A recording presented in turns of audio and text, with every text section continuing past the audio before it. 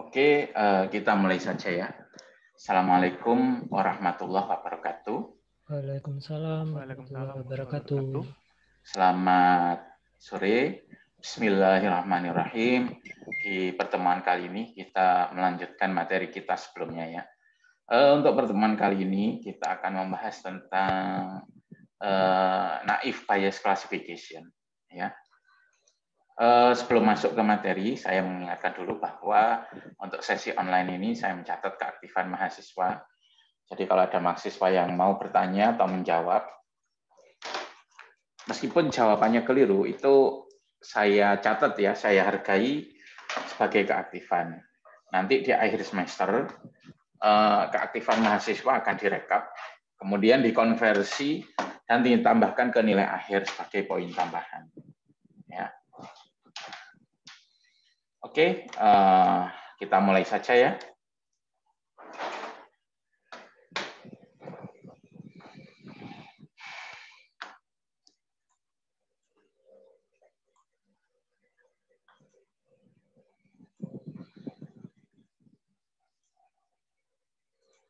Sebelum masuk ke klasifikasi, kita review dulu materi sebelumnya ya. Ada yang bisa membantu menjelaskan apa sih perbedaan antara klasifikasi dengan clustering? Mungkin ada yang bisa membantu menjelaskan perbedaan antara klasifikasi dengan clustering. Ya, mungkin saya mau izin jawab, Pak.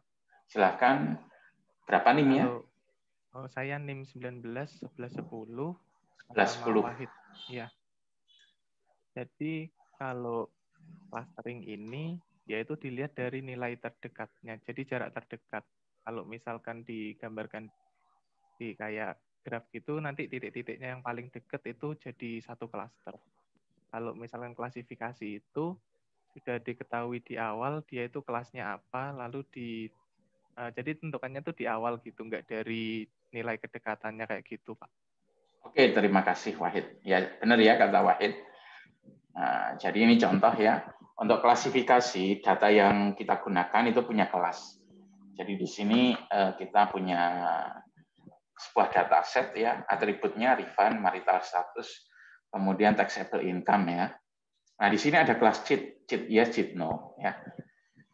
Nah, untuk klasifikasi tujuannya itu apa? Mencari pola ya, untuk yang cheatnya no bagaimana, yang cheatnya yes bagaimana ya.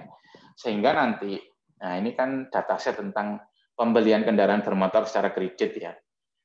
Cheat, kalau cheat no itu lancar angsurannya, cheat yes itu macet. Nah, kita ingin mencari pola ya. Pola bagaimana yang cheatnya no, bagaimana yang cheatnya yes. Nah, itu klasifikasi. Nah, tujuannya apa? Ya kalau ada orang mau beli kendaraan bermotor secara kredit ya. Nah, kita mencoba memprediksi nanti berdasarkan pola yang sudah kita ketahui ya. Nanti dia masuk cheat no atau cheat yes seperti itu. Sedangkan clustering itu tidak ada kelasnya ya, jadi nggak ada kolom cheat di sini. Clustering itu tujuannya yaitu untuk membagi data menjadi beberapa kelompok, 3 kelompok atau 4 kelompok ya. Nah, apa perbedaan clustering dengan algoritma pengelompokan biasa? Nah, misalnya di SQL itu kan ada group by ya. Nah, clustering itu bukan group by itu. Kalau clustering, data yang ada di satu kelompok itu mirip satu dengan yang lain ya. Jadi kata teman Anda tadi, kata Wahid, kalau diamati secara geometri itu lokasinya ngerumbul. Yang akan menjadi satu klaster itu ngerumbul nantinya. Ya. Nah, itu adalah clustering. Nah, untuk pertemuan kali ini kita akan membahas satu algoritma klasifikasi lagi ya. Sebelumnya Anda sudah belajar tentang classification tree. Nah, di sini kita akan membahas tentang naive bias classifier. Ya.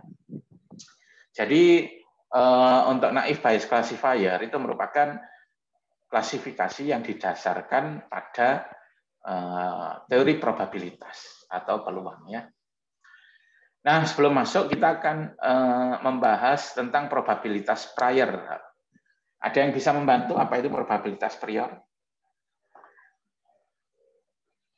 Apa sih kira-kira probabilitas prior?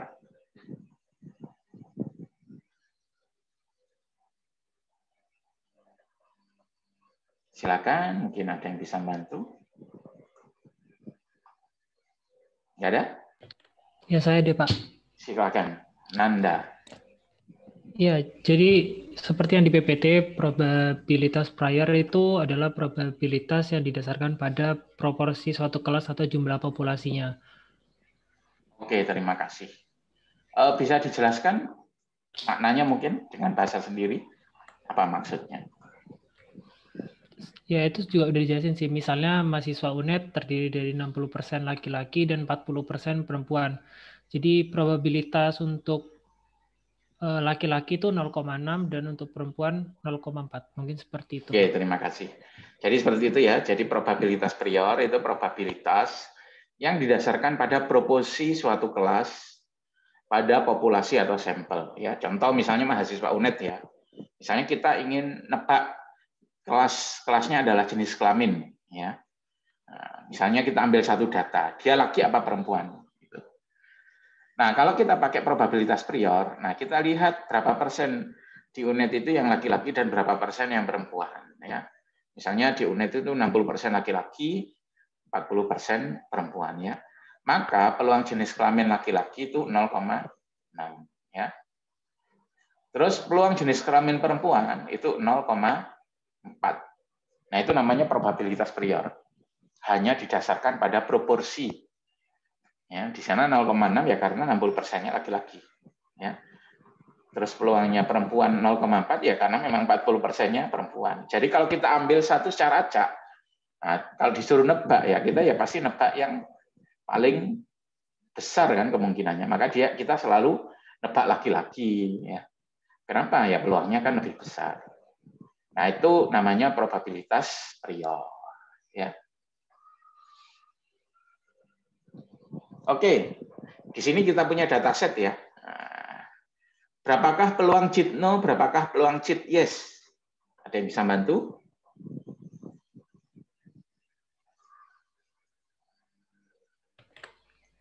Saya lagi, Pak. Ya, silahkan. Enggak apa-apa. Silahkan membuka poin keaktifan. Probabilitas cheat no itu 0,7 atau 70%, untuk yes-nya 30%. Oke, kenapa? Berdasarkan data yang ada di tabel itu. Oke, terima kasih. Jadi benar, jadi di sini kita punya dataset ya, yang cheat itu 60%, maaf 70%, yang no, yang yes itu 30% ya. Maka kalau ada orang mau beli kendaraan secara kredit, nah dia apa akan ya ditebak apa? No, cheatnya no. Kenapa ya? Karena peluangnya lebih besar. Kan gitu. Ya. Tapi tentu itu tebakan yang sangat naif ya. Makanya kita nggak bisa terus-terusan pakai probabilitas prior ya. Jadi probabilitas prior itu tidak disarankan untuk menebak atau memprediksi kelas suatu data. Jadi kalau ada orang mau beli kendaraan secara kredit, oh oke. Karena 70% no. Nah, ya itu menurut saya nggak kurang benar ya. Nah, selain probabilitas prior, itu ada probabilitas posterior. Ya. Probabilitas posterior itu probabilitas yang dihitung berdasarkan prior dan nilai atribut. Ya. Nah, ini contoh. Misalnya mahasiswa UNED terdiri atas 60% laki-laki dan 40% perempuan. Ya. Sehingga peluang jenis kelamin laki-laki itu 0,6, jenis kelamin perempuan itu 0,4. Nah, itu namanya probabilitas prior ya. Hanya berdasarkan proporsi, tidak memperhatikan ciri-cirinya. Nah, kalau misalnya kita ambil satu, menggunakan probabilitas prior, tentu kita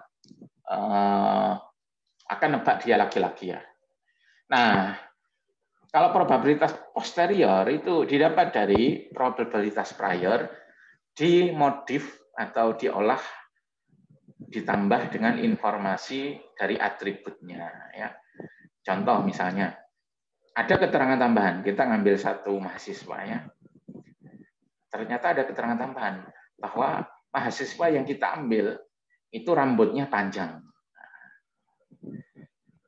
Ada yang bisa menjelaskan pengaruh dari keterangan itu terhadap probabilitasnya? Saya mau jelaskan, Pak. Ya, sebutkan NIM-nya.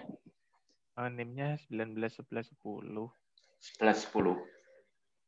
Silakan. Kalau menurut saya itu sebetulnya kemungkinannya masih mirip sih. Cuman kalau prior itu pertama kan dilihat dari angkanya aja, misal 0,6 atau 60%. Berarti kemungkinan besar satu ini laki-laki. Ya. Tapi karena ditambah dan nilai atribut dikasih tahu bahwa oke ini rambutnya panjang. Berarti kemungkinan lainnya adalah ini bisa aja perempuan karena perempuan itu kebanyakan rambutnya panjang.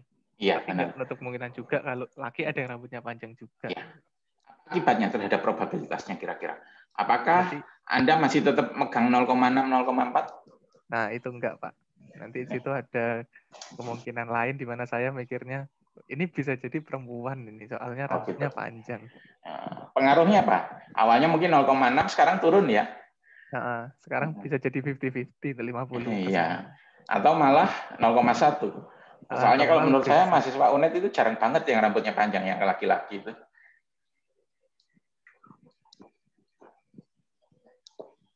Alhamdulillah. Ya, terima kasih ya.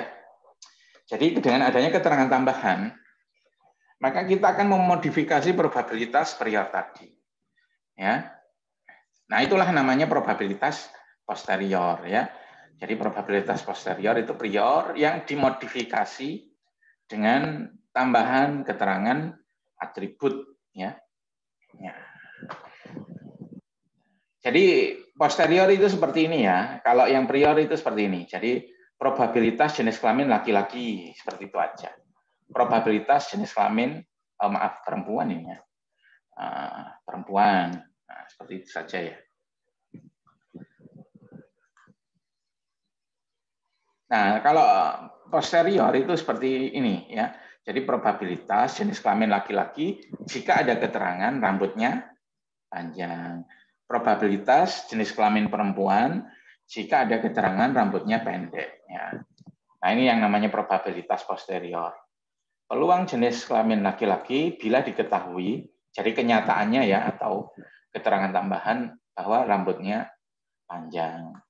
Terus berapa peluang jenis kelamin perempuan jika diketahui rambutnya panjang seperti itu.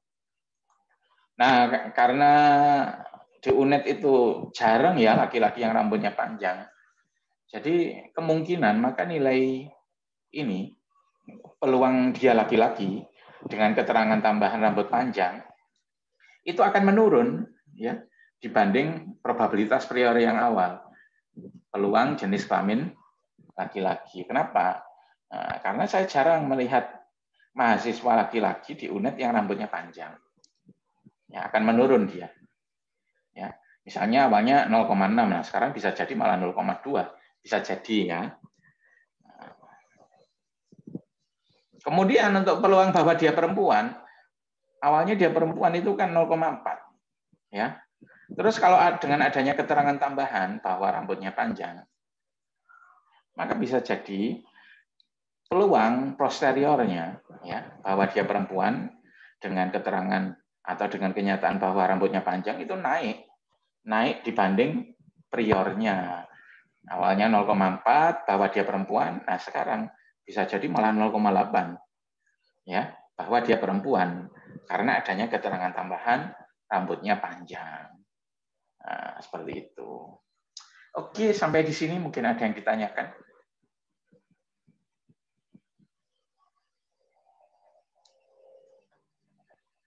Nah, masalahnya bagaimana cara menghitung probabilitas posterior itu? Nah, itu ada ahli matematika ya dari Inggris namanya Thomas Bayes. Nah, dia membuktikan namanya teorema Bayes ya. Jadi yang bisa digunakan untuk menghitung probabilitas posterior. Nah, ini rumusnya ya teorema Bayes ini ya. Kelihatannya agak bingung, tetapi nggak sulit kok sebenarnya ya, tinggal dibolak-balik saja. Jadi kita kan ingin mengetahui misalnya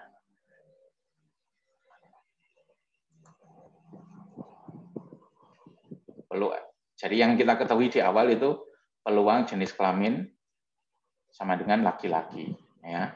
Misalnya 0,6. Ini sudah kita ketahui di awal ya. Terus kita ada keterangan tambahan. Peluang jenis kelamin laki-laki, jika ada keterangan tambahannya bahwa rambut sama dengan panjang. Nah, untuk menghitung ini, kita menggunakan teorema Bayes. Bagaimana rumusnya? Mudah, tinggal bolak-balik. Jadi ini dibalik saja ya. Ini. Peluang rambut panjang bila diketahui jenis kelamin sama dengan laki-laki dikalikan probabilitas priornya. Peluang jenis kelamin sama dengan laki-laki. Terus dibagi peluang rambut panjang. Nah, seperti itu ya. Jadi nggak sulit ya, tinggal dibolak-balik.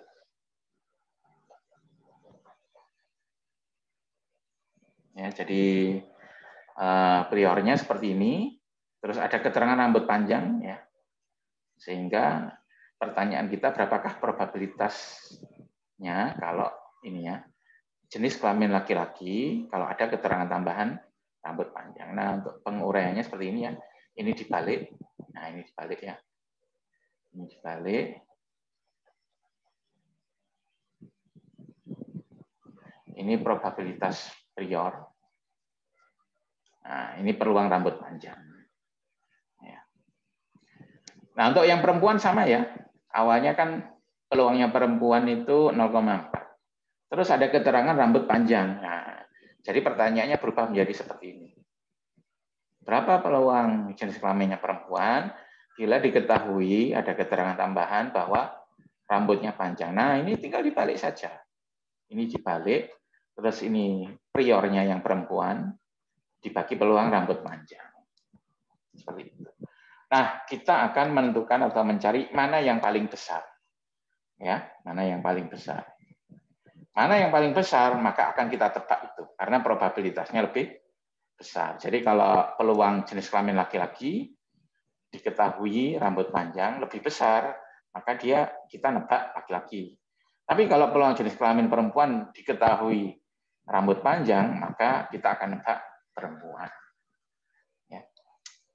Oke, sampai di sini mungkin ada yang ditanyakan. Maaf Pak, izin bertanya. Ya, Adwitya. Jadi misal kalau misal nanti ada tambah atribut tadi itu jadi 3 atribut itu apa notasi rumusnya bakal berbeda gitu Pak? Ya, berbeda. Tapi tinggal mengalihkan saja ya. Jadi untuk per atribut itu dihitung sendiri-sendiri nanti. Itu ya. Jadi misal setelah menghitung rambut, misal ada lagi atribut pakaian gitu Pak. Itu setelah menghitung panjang rambut, kemudian dihitung dengan pakai atribut yang ketiga ya, gitu Pak. Tinggal dikalikan saja nanti. Baik Pak, terima kasih. Sesuai jumlah atribut yang diketahui. Ya. Ada lagi mungkin? Nah, kalau berdasarkan hasil perhitungan kita, probabilitas prior dia itu laki-laki itu lebih besar, maka kita prediksinya ya laki-laki kan gitu. Tapi kalau posterior ya, probabilitas posterior untuk perempuan lebih besar ya dia menghitung kita memprediksi perempuan. Jadi intinya itu ya mencari probabilitas posterior terbesar itu. Karena itu pembaginya sering nggak dihitung ya, nggak perlu dihitung. Karena apa? Sama kan? Jadi kita tinggal mencari yang paling besar di antara yang ini ya, yang pembilangnya saja. Ya. Nah, bagaimana cara menurunkan rumusnya untuk menghitung probabilitas posterior? Nah, seperti yang saya sampaikan tadi, gampang ya. Jadi misalnya ini probabilitas posterior yang akan dihitung. Untuk yang ini tinggal dibalik saja. Ya. Kemudian yang ini priornya. Jadi ini kan kita mencari probabilitas posterior, dia itu laki-laki, ya. dengan atribut rambutnya panjang, keterangan tambahan rambutnya panjang. Tinggal dibalik aja seperti ini. Nah, sama, berapa probabilitas posterior dia itu perempuan? Bila diketahui bahwa rambutnya panjang, ya tinggal dibalik. Ini kan dibalik ya. Nah, terus kalau ini priornya, jenis kelamin perempuan. Oke, sampai di sini ada yang ditanyakan?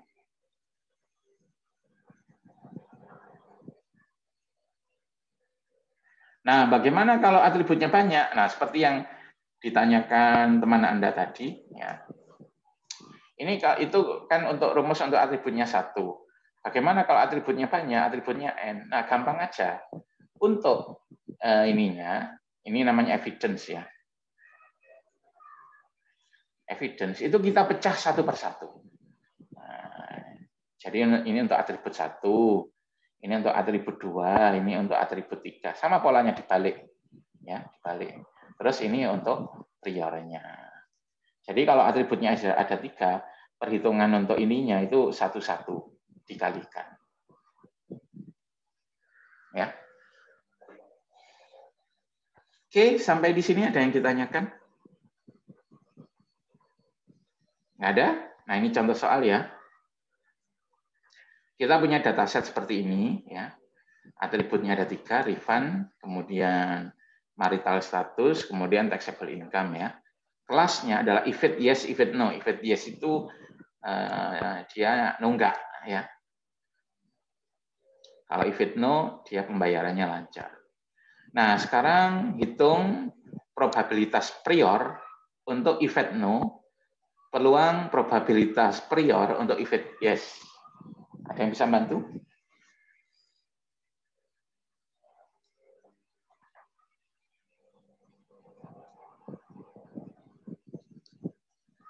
Silakan.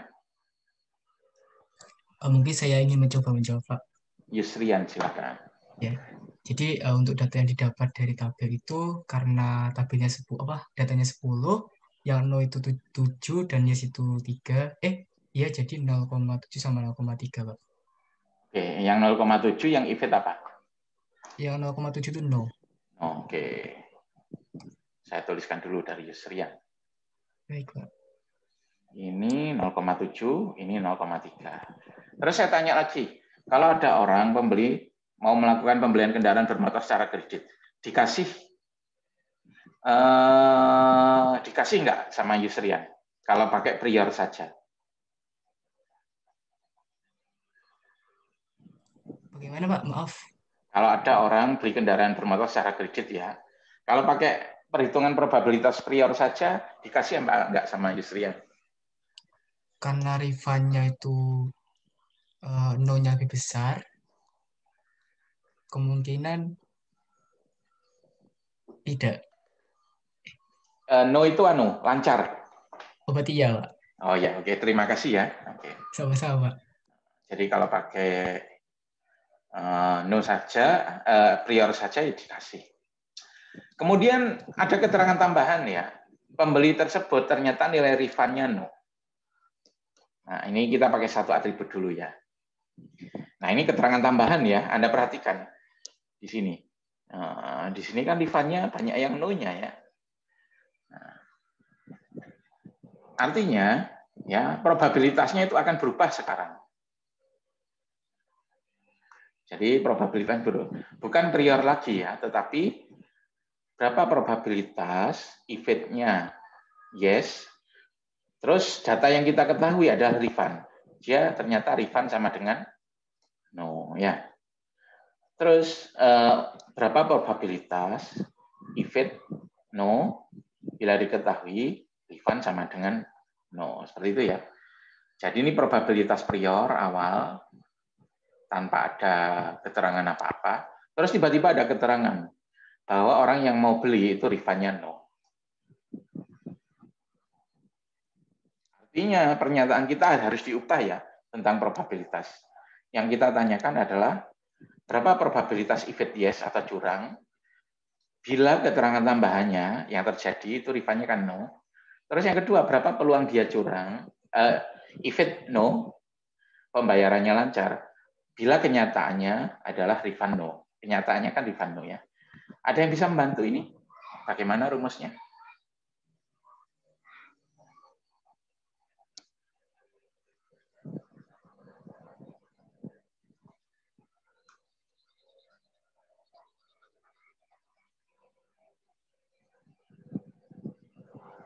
Silakan. Saya bantu untuk yang pertama ya. Peluang if it sama dengan yes bila diketahui Rifan no. Kenyataannya dia Rifannya no. Nah, sekarang berapa peluang dia if it-nya yes atau macet? Tinggal dibalik saja. Peluang Rifan sama dengan no bila diketahui if it-nya sama dengan yes. Gitu. Dikalikan priornya peluang if it sama dengan yes. Seperti itu ya. Masih dibagi nggak sih, Pak? Sebenarnya masih dibagi, tetapi untuk yang sisi ini dan sisi ini pembaginya sama. Gitu. Padahal kita tujuannya bukan untuk mencari angkanya yang persis, tapi apa? Mencari mana yang paling besar, ya kan? Kan kita cari peluang terbesarnya. Karena pembaginya sama, maka pembaginya nggak perlu kita hitung, gitu loh. Seperti itu ya. Kalau yang bawah, gimana rumusnya? Peluang if it-nya no, bila diketahui Rifan sama dengan no. Nah, tinggal dibalik. Peluang Rifan sama dengan no, bila diketahui if it sama dengan no, kalikan peluang if it sama dengan no. Tinggal dimasukkan ya. Kalau ini kan sudah tahu kan ya? Ini sudah tahu. Ini sudah tahu ya. Kalau ini bagaimana? Nah, untuk menghitung ini Anda cari di kolom yang untuk kelas yang if it-nya no ya. Khusus yang if it-nya no. Khusus yang if it-nya yes. Berapa yang Rifan-nya no? Seperti itu. Kalau yang ini ya, dari data yang if it-nya no, berapa yang Rifan-nya no. Nah, seperti itu. Nggak sulit ya. Nah, ini contoh. Ya, saya tuliskan lagi rumusnya. Awalnya tanpa ada keterangan tambahan, kita dapat bahwa peluang if it sama dengan no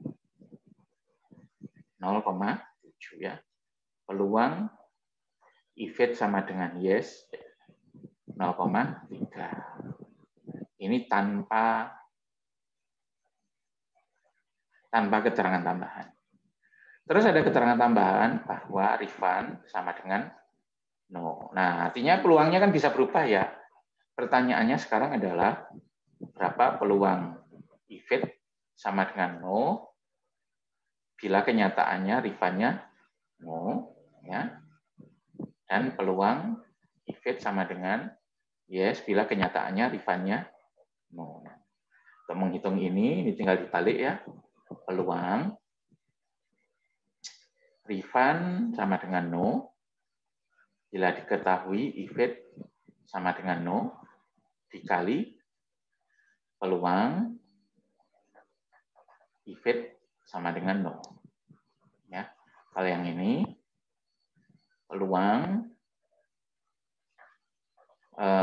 Rifan sama dengan no bila diketahui if it yes dikali peluang if it sama dengan yes ya. Untuk ini, nah ini kan tinggal pakai yang ini kan ya. Jadi ini 0,7, ini 0,3 ya. Terus untuk yang ini, untuk yang ini itu artinya apa? Kita cari yang if it-nya no, dari yang if it-nya no berapa persen yang Rifan-nya no gitu. Nah ini kan ya, yang if it-nya no, berapa yang Rifan-nya no? Oh ternyata 4. Jadi ini nilainya adalah 4/7 ya. Sehingga di sini adalah 4/7 kalikan 7/10 sama dengan 0,4. Ya, ini. Kalau yang ini ya Di antara yang Evit-nya yes, berapakah yang Rifan-nya no? Nah, kita cari. Ini ada 3 ya. Yang Rifan-nya no ada 3 juga. Jadi ini adalah 3/3 atau 1. Ya, sehingga 1. Ini 1 kali 0,3. Sudah ketemu. Nah, sampai di sini ada yang ditanyakan?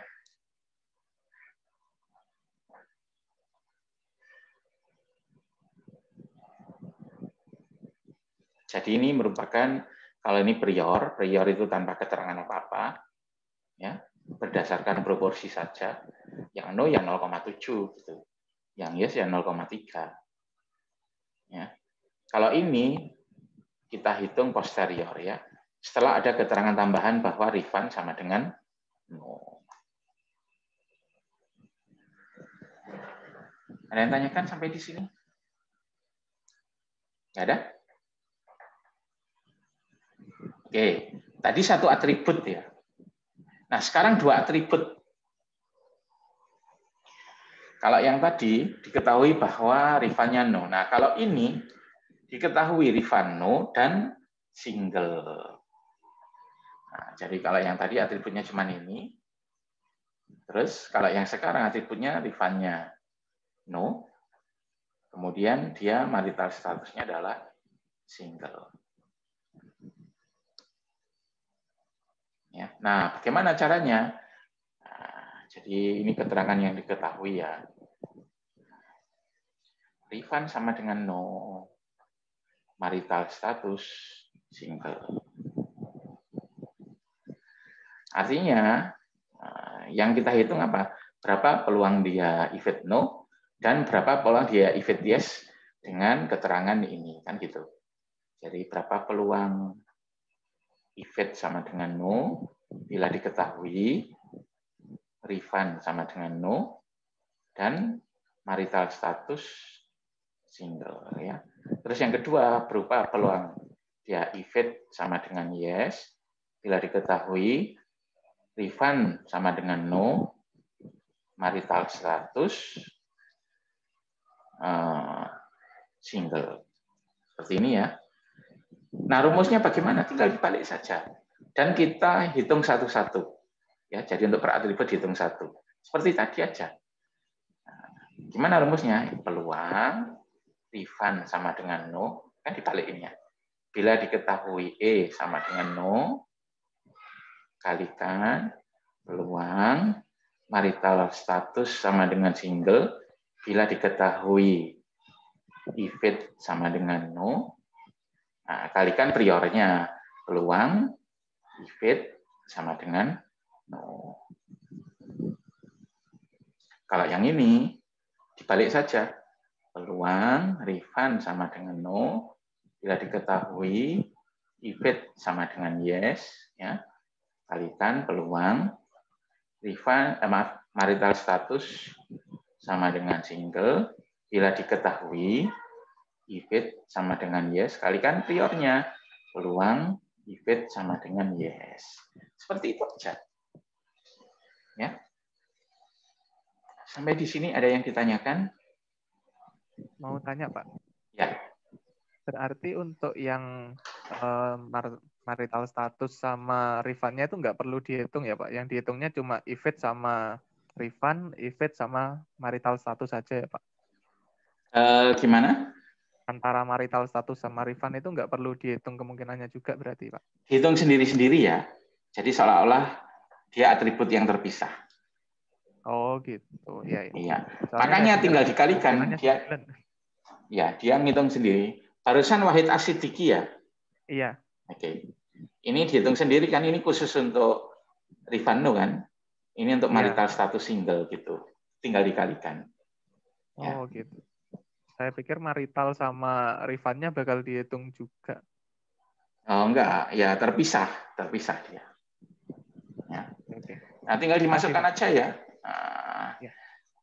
Yang tadi untuk yang Rifan sama, kan Rifan sudah dihitung ya. Tadi Rifan-nya adalah 0,4 kan ya di sini hasilnya. Kalau yang di sini kan 0,3. Nah, ini tinggal dikalikan ya. Tinggal dikalikan dengan Ini kan sudah dihitung tadi, ya. Ini juga sudah dihitung. Tinggal dikalikan dengan ini ya. Nah, marital status single di antara event no. Jadi dikalikan probabilitas marital status sama dengan single di antara yang event no. Nah, ini caranya gimana? Kita lihat yang eventnya no saja. Yang single berapa? Gitu. Ternyata yang single 2 ya, dikalikan 2/7 gitu ya.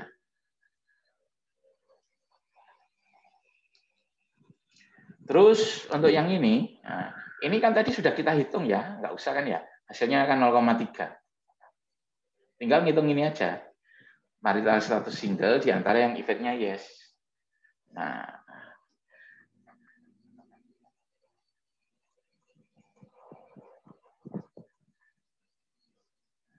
di antara yang yes ini 3, ya, yang single berapa? 2, kalikan 2/3. Ya, sehingga ini hasilnya ya. 0,14, kemudian 0,2. Nah, itu posterior probability kalau ada keterangan 2 atribut ya. Rifannya dia no, marital statusnya single. Sampai di sini mungkin ada yang ditanyakan?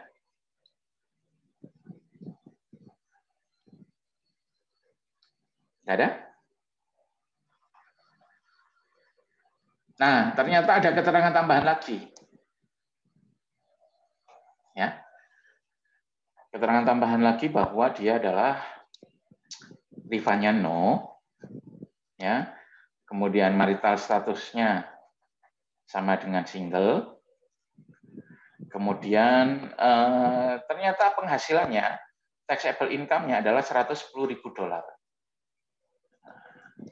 Nah, ini ada keterangan tambahan. Ya. Nah, bagaimana rumusnya untuk posterior probability? Artinya kan kita ingin mencari rumus berapa peluang dia evade sama dengan no, berapa peluang dia evade yes kan ya. Keterangan tambahannya adalah refund no, marital status single, terus taxable income 110. Nah, itu di atas 110 atau 110 pas, Pak? Karena nggak ada data 110. 110.000. Oh, untuk income itu kan angka numerik ya. Jadi dia bisa muncul berapapun. Ya, kebetulan sampel yang kita ambil nggak ada yang 110 pas. Ya, jadi kalau yang numerik nilainya itu tidak dibatasi. Ya, bisa muncul berapapun. Kalau refund sama marital status nilainya terbatas. Kalau refund ya kalau nggak yes ya no kan gitu. Kalau marital status kalau nggak single married ya divorce. Tapi kalau taxable income ya nilainya tidak dibatasi hanya yang ada di dataset saja. Bisa jadi muncul di sini misalnya 111 bisa. Namanya penghasilan kan bisa berapapun. Ya kan? Nah, sehingga data yang kita ketahui refund sama dengan no, marital status single, taxable income 110. Sampai di sini ada yang tanyakan? Rumusnya bagaimana? Rumusnya gampang ya, dihitung satu-satu kayak tadi ya. Jadi untuk yang ini itu halaman sebelumnya ya, tinggal mengalihkan dengan peluang taxable income sama dengan 110 bila diketahui evade sama dengan no. Yang tadi kan sudah dihitung kita yang pakai refund no sama marital status single ya. Tinggal dikalikan dengan ini. Ya. Terus untuk yang ini ya sama, tinggal dikalikan dengan peluang taxable income 110 bila diketahui evade sama dengan yes. Dikalikan ini dia. Sampai di sini ada yang tanyakan? Berarti nanti ini hasilnya 0 semua, Pak. Kenapa? Kan nggak ada data yang 110 di sampelnya ini. Berarti nanti berarti nanti hasilnya probabilitasnya 0 semua. Oke, saya catat dulu ya. Roughly ya. Iya, Pak.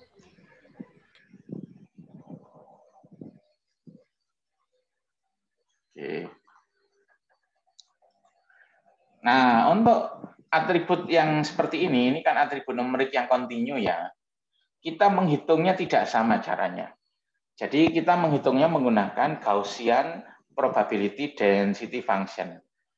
Jadi rumus probabilitas Gaussian. Jadi nilainya ini kan nggak bisa ditebak, bisa jadi muncul angka yang di dataset itu nggak ada. Jadi rumusnya memang nggak seperti ini, berbeda ya.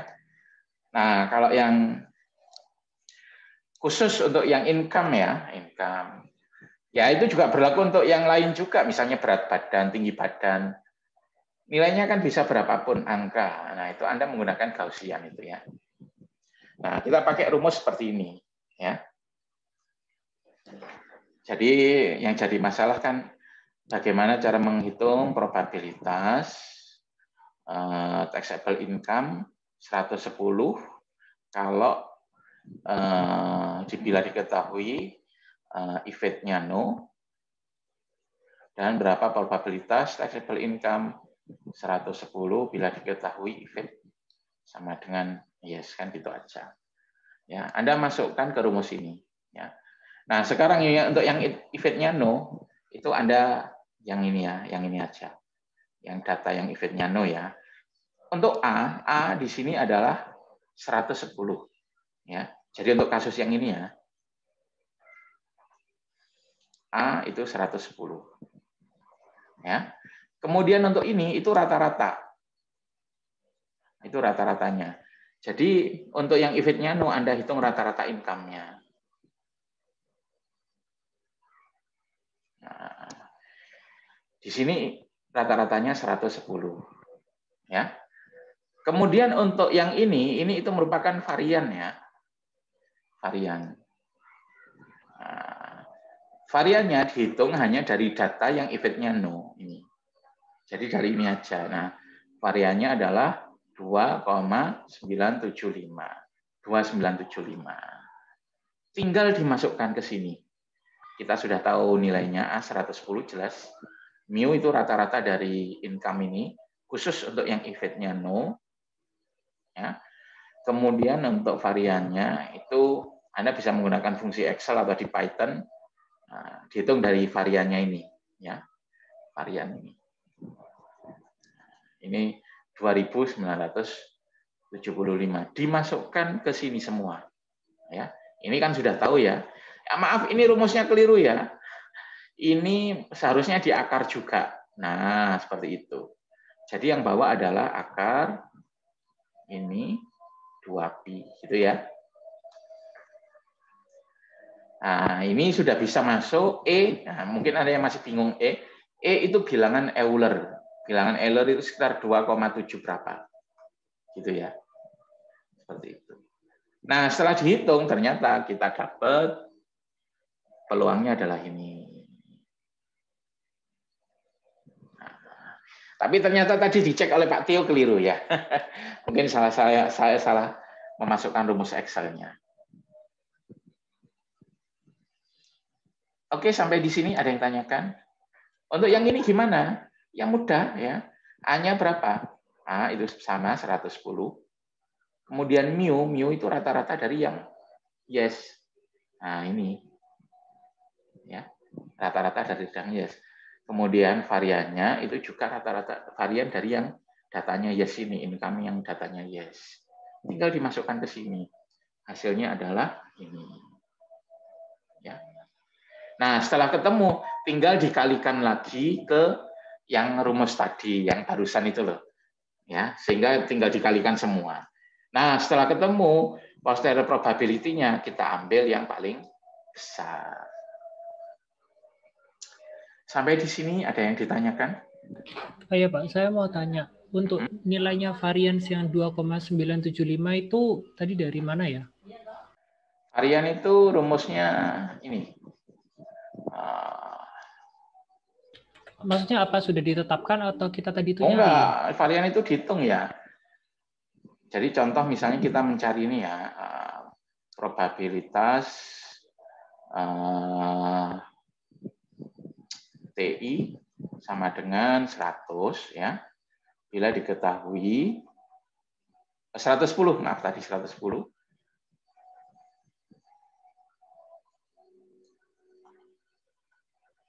Bila diketahui if-it sama dengan no. Ya. Nah, datanya kita gunakan yang if-it-nya no aja, yang ini ya. Varian gimana rumusnya? Varian itu adalah xi dikurangi mu kuadrat dibagi n-1. Ini kan ada di statistik kan? Ya. X itu apa? X itu merupakan nilainya. Jadi ini kan nilainya yang pertama 100 ya. Oh, maaf, ada sigmanya. Nilainya kan 100 yang pertama, data pertama ya. Saya hapus saja. Oke, data pertama kan 100 ini. Artinya 100 dikurangi rata-rata. Rata-ratanya di sini adalah 110 kan ya, untuk yang khusus untuk yang if-it-nya no. 110 dikuadratkan gitu ya. Data kedua adalah 70 ya. 70 kurangi 110 dikuadratkan. Terus data ketiga, data keempat, data kelima, sampai data yang terakhir ya. 220 kurangi 110 kuadrat. Dibagi n-1, di sini n-nya adalah 7. 7 kurangi 1. Nah, ini adalah varian. Untuk data yang if-it-nya no. Gitu ya. Coba dilihat lagi materi statistik ya. Kan sudah dapat statistik ya mestinya? Ya, sudah dapat, Pak. Nah, ya, ada kan varian di sana.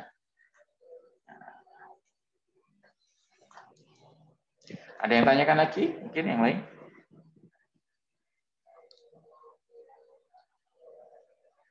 Nah, Anda harus paham perhitungannya. Di Excel aja sebenarnya ada ini untuk menghitung ini, tapi kan Anda harus paham teorinya. Ya. Nah, yang jadi masalah adalah kalau misalnya ada salah satu evidence yang 0. Nah, itu masalahnya ya. Contoh. Nah, yang tadi itu rumus standar ya, rumus standar. Nah, kalau yang sekarang bisa jadi yang ini itu antisipasi kalau ada evidence yang bernilai 0. Contohnya gimana? Misalnya ada data, ada orang mau pinjam uang secara kredit ya. Dia keterangannya adalah refund sama dengan yes. Ya. Kemudian marital status single. Terus taxable income-nya misalnya 150 ya. Sehingga probabilitas posteriornya peluang if-it-nya sama dengan untuk yang yes ya, peluangnya yes. Ini bila diketahui refund sama dengan yes, marital status single, terus taxable income 150 ya. Kalau dihitung rumusnya tinggal dibalik, peluang refund sama dengan yes untuk yang if-it yes kali peluang marital status single untuk yang if-it yes, terus peluang taxable income 150 untuk yang if-it yes dikalikan peluang if-it yes. Nah, sekarang coba perhatikan yang ini. Di antara yang if-it-nya yes, berapakah yang refund-nya yes? Yang if-it-nya yes kan ini. Ya. Berapa yang refund-nya yes? Nggak ada kan? Sehingga di sini langsung dapat 0 kan? Iya. Berapapun nilai ini akan habis. Ya. Nah, kalau Anda ketemu evidence yang nilainya 0, nah Anda bisa menggunakan rumus alternatif. Ya, ini rumus alternatifnya. Rumus alternatifnya di sini pakai Laplace atau M-estimate ya. Jadi di sini kan tadi kasusnya di antara yang if-it-nya yes, berapakah yang refund-nya yes? Nah, yang refund-nya yes itu 0. Ya. Yang eventnya yes itu 3, makanya ini langsung 0 kalau pakai original. Nah, Anda bisa pakai Laplace. Laplace itu seperti ini. Tetap 0/3, yang pembilang tambah 1, ya. Tambah 1, yang penyebut tambah jumlah kelas. Di sini kelasnya kan ada 2. Kelas yes sama no. Nah, 2. Anda bisa pakai Laplace untuk menghindari 0, ya. Anda juga bisa pakai M-estimate ya untuk menghitung evidence ya. Sama 0. Terus ini 3. Yang atas itu MP. M itu parameter, P itu probabilitas prior. Di sini yang untuk yes kan probabilitas priornya 0,3. Ya, ditambah M. Nah, M itu Anda beri sendiri, terserah nilai berapa. Itu pakai M estimate. Nah, itu untuk menghindari kalau ada evidence 0. Kalau ada evidence 0 itu soalnya karena dikalikan ya semuanya 0. Habis. Seperti itu ya. Oke, sampai di sini mungkin ada yang ditanyakan.